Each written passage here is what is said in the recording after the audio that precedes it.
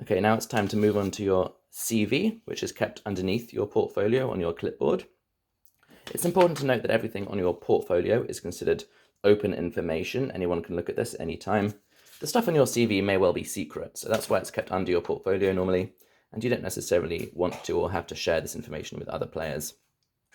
So as you can see in your CV, you will only ever be writing into the chapter that you're currently in. So when we start the game, we're in chapter 1, and everything that happens will take place in this little section.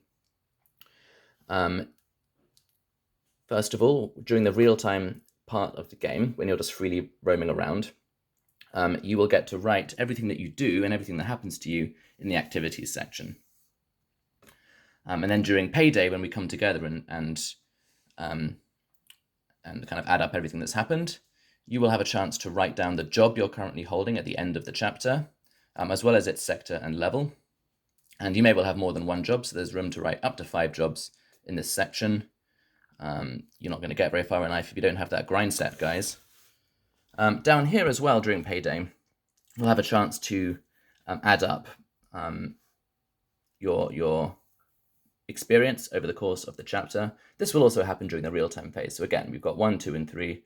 And so in the food box, you're going to mark if you successfully acquired food over the course of the chapter. That represents your ability to feed yourself over the course of 4 years and prevents you from starving.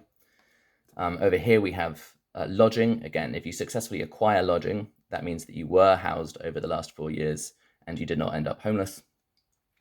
And then these next 4 stats all represent different factors in your quality of life.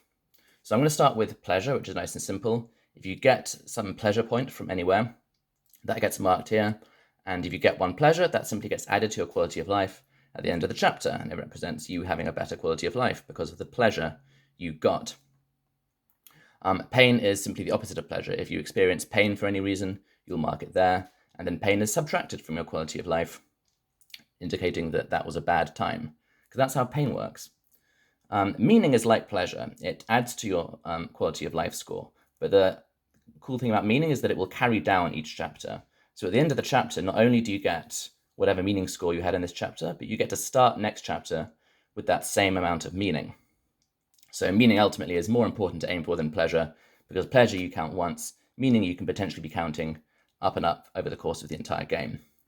And then trauma is the negative counterpart of meaning.